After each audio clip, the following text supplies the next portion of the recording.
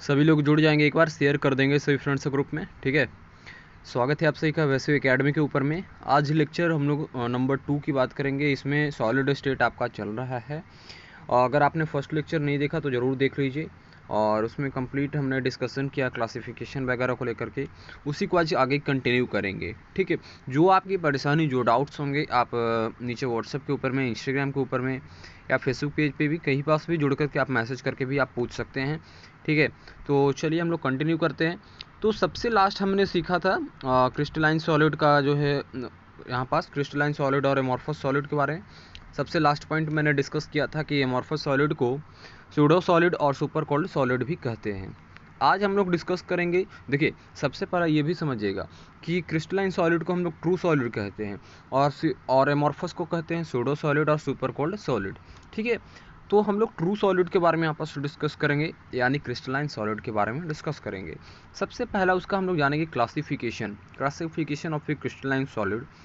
तो crystalline solid को 4 parts में यहाँ पास डिवाइड किया गया है: मॉलिक्यूलर, आयोनिक, मेटालिक और कोवैलेंट। ठीक है, मॉलिक्यूलर, आयोनिक, मेटालिक और कोवैलेंट। अगर आप नोट डाउन करना चाहें तो नोट डाउन कर सकते हैं, स्क्रीनशॉट आप लेना चाहें तो स्क्रीनशॉट भी ले सकते हैं। थोड़ा जूम कर देते हैं जिससे कि आपको बारीकी से सारी चीज़ें दिखेगी। तो ये आपका क्लासिफिकेशन हो गया। चलिए आगे कंटिन्यू करते हैं। सबसे पहले इसके बाद हम लोग अब डिस्कस करेंगे मॉलिक्यूलर सॉलिड का। देखिए, मॉलिक्यूलर सॉलिड को भी यहाँ पास 3 भागों में बांटा गया है, 3 पार्ट्स में यहाँ पास क्लासिफाइड किया गया है: नॉन पोलर, पोलर और एच बॉन्ड, जिसको हाइड्रोजन बॉन्ड कहेंगे। अब एक एक करके सारी चीज़ों को डिस्कस करेंगे। आप नोट डाउन करना चाहें तो नोट डाउन करिएगा जल्दी जल्दी से, लेकिन जुड़ जाइए इस वीडियो में और शेयर करते चलिए। लाइक नहीं किए तो लाइक करते चलिएगा। सबसे पहला है नॉन पोलर। नॉन पोलर जो है ना, ये सॉफ्ट होता है। कैसा होता है इसका नेचर की अगर बात करें तो सॉफ्ट होता है। ये इंसुलेटर होता है।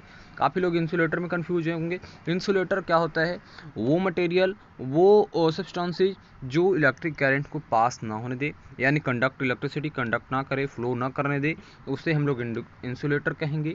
ठीक है, इसकी अगर मेल्टिंग पॉइंट की बात करें नॉन पोलर का, तो नॉन पोलर का आपका मेल्टिंग पॉइंट जो होता है वो काफ़ी कम होता है, काफ़ी कम। ठीक है, वेरी लो मेल्टिंग पॉइंट इसका होता है। अगेन इसमें एक फोर्स जो होता है, इसमें मॉलिक्यूल्स के बीच में एक जो फोर्स होता है, देखिए सॉलिड है तो मॉलिक्यूल्स के बीच में, एटम्स के बीच में एक फोर्स तो आराम से ही होगा। इंट्रामोलिकुलर फोर्स ऑफ अट्रैक्शन आपने पढ़ा होगा 9th क्लास में। अब यहाँ पास आगे में उसका थोड़ा एडवांस लेवल का पढ़ेंगे फोर्स। यहाँ पास जो फोर्स होता है नॉन पोलर वे, वो फोर्स को हम लोग जानते हैं लंदन डिस्पर्सन फोर्स के नाम से, लंदन डिस्पर्सन फोर्स के नाम से। अब ये लंदन डिस्पर्सन फोर्स क्या है? पहले अगर आप इसका डेफिनेशन लिखना चाहें तो लिख सकते हैं, लिखिएगा। London dispersion force is the biggest intramolecular force. क्या है?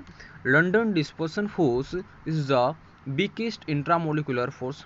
ये काफ़ी कमज़ोर इंट्रामोलिकुलर फोर्स होता है। जैसा कि आप सभी को मालूम है कि इंट्रामोलिकुलर फोर्स हर एक सॉलिड में होता है, और लिक्विड में भी होता है, गैसेज में भी होते हैं, लेकिन सॉलिड में थोड़ा ज़्यादा होता है। तो लंदन डिस्पर्सन जो फोर्स है वो काफ़ी कमज़ोर इंट्रामोलिकुलर फोर्स होता है। अब ये फोर्स लगता कहाँ है? तो ये फोर्स लगता है एटम्स और मॉलिक्यूल्स के बीच में। ठीक है, एटम्स और मॉलिक्यूल्स के बीच में लगता है। तो इसमें नॉन पोलर में कौन सा फोर्स होता है? ये ऑब्जेक्टिव में क्वेश्चंस भी बनते हैं ऐसे। ठीक है, तो यहाँ पास बोलेगा लंदन डिस्पर्सन फोर्स, जिसके बारे में मैंने आपको लिखा दिया है कि London dispersion force is the biggest intramolecular force. ठीक है, the force acting between the atoms and molecules. Example की अगर बात करें इसमें, एग्जाम्पल में आपका I2 हो जाएगा, यानी आयोडीन हो जाएगा, कार्बन डाइऑक्साइड हो जाएगा। ठीक है, और यहाँ पास इस ढंग से अगला हम लोग जानेंगे, डिस्कस करेंगे पोलर के बारे में। सेकंड पार्ट मॉलिक्यूलर सॉलिड का सेकंड पार्ट जो होता है वो पोलर होता है। तो ये भी सॉफ्ट होता है। ठीक है, ये भी सॉफ्ट होता है, लेकिन नॉन पोलर के कंपैरिजन में ये थोड़ा हार्ड होता है। इंसुलेटर ये भी होता है, ये भी इंसुलेटर होता है। पोलर और नॉन पोलर दोनों इंसुलेटर होता है।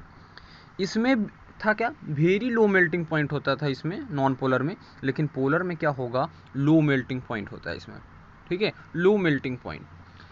अगला मेल्टिंग पॉइंट क्या होता है? ये भी काफ़ी कन्फ्यूजन कर रहा होगा। मेल्टिंग पॉइंट वो पॉइंट होता है किसी भी ऑब्जेक्ट का, वो पॉइंट होता है जहाँ पास वो मेल्ट करना शुरू कर दे।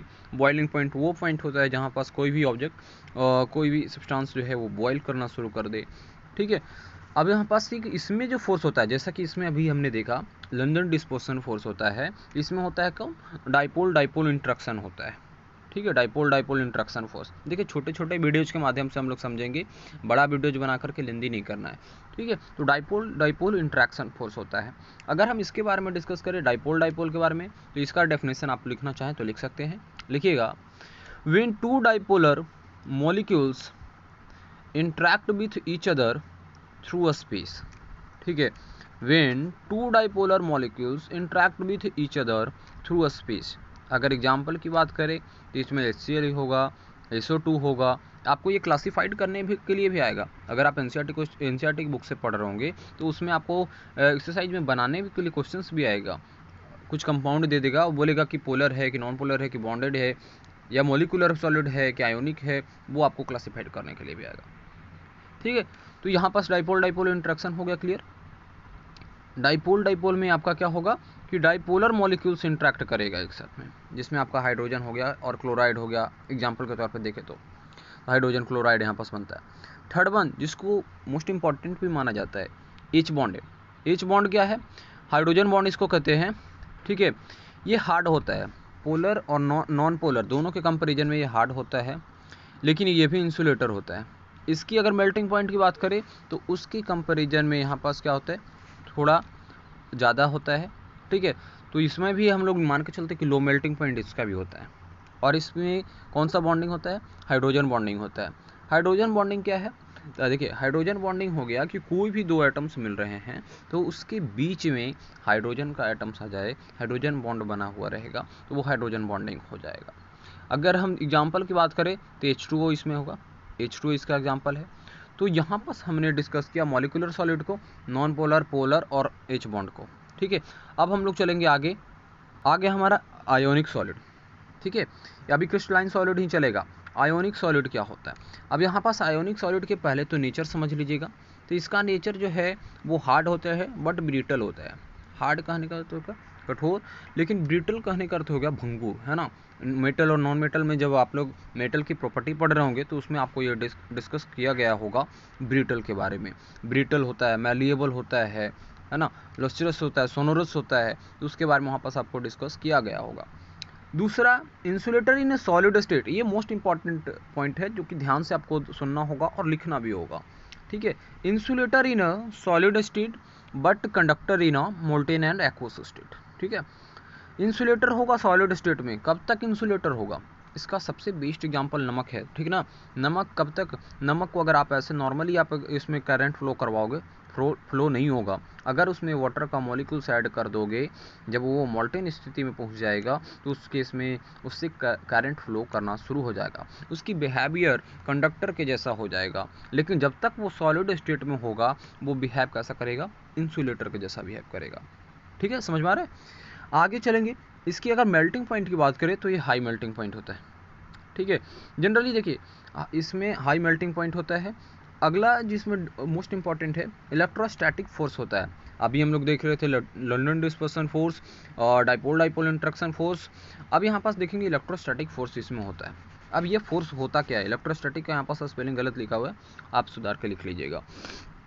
इलेक्ट्रोस्टैटिक फोर्स क्या होता है, तो देखिए इलेक्ट्रोस्टैटिक फोर्स होता है अट्रैक्टिव और रिपल्सिव फोर्स इसको भी बोलते हैं, बिटवीन द पार्टिकल्स के बीच में अट्रैक्टिव और रिपल्सिव फोर्स होता है। उससे वो डिपेंड करता है पॉजिटिव निगेटिव पे, ठीक है। और ये फोर्स किसके कारण होता है, तो भी इलेक्ट्रिक चार्ज के कारण से, ठीक है। फिर से एक बार डिस्कस कर रहे हैं, इलेक्ट्रिक चार्ज के कारण अट्रैक्टिव और रिपल्सिव फोर्स को ही हम लोग इलेक्ट्रोस्टैटिक फोर्स कहते हैं। इसके बारे में आपने पढ़ा भी होगा इलेक्ट्रोस्टैट चैप्टर में। अगर इसकी एग्जांपल की बात करें तो NaCl है, ZnS है, CaFT है, ये सारे का सही है। जितने भी आपका सॉल्ट है सब का सब इसमें आ जाता है आपका आयोनिक सॉलिड में। नेक्स्ट वन अगर हम डिस्कस करें तो आपका यहाँ पास आ जाएगा मेटालिक सॉलिड आ जाएगा। मेटालिक सॉलिड की बात करें तो ये भी हार्ड होता है बट मैलिएबल और डक्टाइल होता है, ठीक है। मैलिएबल और डक्टाइल क्या है, तो देखिए थिन शीट में बदलना, है ना। मेटल के बारे में, मेटल नॉन मेटल जब पढ़े होंगे तो मेटल की प्रॉपर्टी क्या था कि उसको थिन शीटों में बदला जा सकता है, पतले वायर में भी उसे खींचा जा सकता है। तो सेम यहाँ पास हुई मेटालिक सॉलिड में भी होता है, मैलिएबल और डक्टाइल होता है। दूसरी तरफ अगर इसकी प्रॉपर्टी की ओर डिस्कस करें तो ये कंडक्टर होता है। अभी तक हमने जो देखा वो इंसुलेटर था, लेकिन आयोनिक में एक एक्सेप्शन भी मिला कि इंसुलेटर तो होगा कब तक, जब तक वो सॉलिड स्टेट में है। लेकिन अगर मॉल्टन स्टेट में पहुंच गया, मॉल्टन स्टेट बन जाएगा, तो उस केस में वो कंडक्टर जैसा बिहेव करना शुरू कर देगा। यहाँ पर अगर मेल्टिंग पॉइंट की बात करें तो इसका मेल्टिंग पॉइंट हाई होगा। ठीक है, आयरन हो, कॉपर हो, सिल्वर हो, एल्यूमिनियम हो, तो इस सारे का क्या होता है, मेल्टिंग पॉइंट हाई होता है। ये सभी के सभी मेटालिक सॉलिड के एग्जाम्पल हैं। और इसमें होता बॉन्डिंग क्या है, बॉन्ड क्या है, तो इसमें मेटालिक बॉन्ड होता है आपका। ठीक है, तो ये रहा आज का क्रिस्टलाइन सॉलिड का क्लासिफिकेशन खत्म हो चुका है। नेक्स्ट वन जो टॉपिक आपको पढ़ना है वो टॉपिक है आपका कोवैलेंट सॉलिड के बारे में। कोवैलेंट सॉलिड की अगर नेचर की बात करें तो ये हार्ड भी होता है, बट इसका एक्सेप्शन है कौन, ग्रेफाइट, जो कि सॉफ्ट होता है। ग्रेफाइट आपको मालूम होगा नॉन मेटल है, लेकिन इसकी बिहेवियर अधिकांशतः जो देखा जाता है वो आपका मेटल के जैसा है। क्या है, ग्रेफाइट सॉफ्ट होता है, insulator, but graphite is a conductor. Of course covalent solid में जो भी यहाँ पर सॉलिड आएगा वो सबका सब इंसुलेटर होता है, लेकिन एक्सेप्शन की अगर बात करें तो आपका एक ग्रेफाइट कंडक्टर होता है। ठीक है, अगर इसकी मेल्टिंग पॉइंट की बात करें तो इसका भी मेल्टिंग पॉइंट काफ़ी ज़्यादा हाई होता है, वेरी हाई मेल्टिंग पॉइंट होता है। अगर इसमें बॉन्डिंग की बात करें तो इसमें आपका ऑफकोर्स ये मालूम होगा आपको कि कोवैलेंट सॉलिड है तो इसमें कोवैलेंट बॉन्ड ही होगा। एग्जाम्पल के थ्रू थोड़ा समझेंगे हम लोग। एग्जाम्पल में यहाँ पास आपने कार्बोनेट्स कंपाउंड जब देखा होगा तो उस चैप्टर में आपने काफ़ी सारी इसके बारे में डिस्कशन सुना होगा कोवैलेंट के बारे में। तो यहाँ पास आपका सिलिकॉन डाइऑक्साइड है ना, क्वार्टज जिसको कहते हैं, दूसरा आपका डायमंड इसका एग्जाम्पल हो जाएगा, तीसरा आपका ग्रेफाइट इसका एग्जाम्पल हो जाएगा। लेकिन ग्रेफाइट इसमें एक्सेप्शन है। ठीक है, ग्रेफाइट कोवैलेंट का सॉलिड है, लेकिन इसके बावजूद भी वो सॉफ्ट होता है, वो कंडक्टर है। ठीक है, तो ये रहा आज का आपका लेक्चर नंबर 2। लेक्चर नंबर 3 बहुत जल्द आपके साथ में आने वाला है, तो जल्दी से इस वीडियो को लाइक कीजिए, शेयर कीजिए, और अभी तक अगर चैनल को सब्सक्राइब नहीं किया वैसे एकेडमी को तो सब्सक्राइब भी कीजिए। मिलते हैं फिर नेक्स्ट वीडियो में नेक्स्ट टॉपिक के साथ में।